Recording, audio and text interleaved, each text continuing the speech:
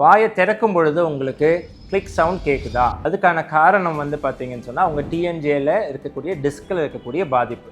நமக்கு கையில் மூட்டில் காலில் மூட்டில் இருக்கிற மாதிரி நமக்கு இந்த வாய் திறக்கிற ஜாயிண்ட்லேயும் நமக்கு ஜவ்வு இருக்குது. அந்த ஜவ்வில் பாதிப்பு வந்துச்சுன்னு சொன்னால் உங்களுக்கு இந்த சவுண்டு வரும். நிறைய பேர் என்ன நினச்சிக்கிறாங்க, அது எனக்கு வலிக்கலையே, நான் அதனால் ஒன்றும் தொந்தரவு இல்லைன்னு சொல்லி அதை கவனிக்காமல் விட்டுறாங்க. அதை கவனிக்காமல் விட்டீங்கன்னு சொன்னால் பிரச்சனை பெருசாகிடணும். Most common reason injury. தாடையில் அடிபட்டுச்சுன்னு சொன்னால் நமக்கு அந்த இடம் ஜவ்வு நகர்ந்துறதுக்கு வாய்ப்பு இருக்குது. நம்ம பிரக்சிசம், நிறைய பேருக்கு பல்ல கடிக்கக்கூடிய பழக்கங்கள் இருக்கும், அழுத்தி கடிக்கக்கூடிய, நம்மள அறியாமல் வெறுவருதுன்னு சொல்லுவோம் இல்லையா, அந்த மாதிரி பழக்கம் இருக்கிறவங்களுக்கு இந்த பாதிப்பு வரலாம். நமக்கு ஜாயிண்ட் ஹைப்பர் மொபிலிட்டின்னு சொல்லுவோம். நமக்கு தாடை ரொம்ப ஈஸியாக திறந்து மூடுறதுக்கான ப்ராப்ளம் இருக்கிறவங்களுக்கு. 4வது காமன் ரீசன் எடுத்துக்கிட்டிங்கன்னா மசில் இம்பேலன்ஸ். நெக் மசில்ஸ், ஜா மசில்ஸ் அல்லது ஷோல்டர் மசில்ஸில் இம்பேலன்ஸ், ஸ்ட்ரென்த் இம்பேலன்ஸ் இருந்துச்சுனாலும் இந்த ப்ராப்ளம் வரலாம். நம்ம ஸோ இதை நீங்கள் கிளிக்கு தானே அப்படின்னு கவனிக்காமல் விட்டீங்கன்னா இது ப்ராக்ரெசிவாக என்ன ஆகலாம், வாயை திறக்கிறது கம்மியாயிட்டே போயிடலாம். நமக்கு ஜா டீவியேஷன் வரலாம். வாயை திறக்கும் போது மூடும் போது சைடில் போய் க்ளோஸ் ஆகலாம், திறக்கலாம். நமக்கு 3வது திறக்கும்பொழுது வலி வரலாம். அதுக்கப்புறம் ஹெட்ஏக்ஸ் வர ஆரம்பிக்கலாம். நமக்கு இந்த ப்ராப்ளம்லாம் உங்களுக்கு வருதுன்னு சொன்னால்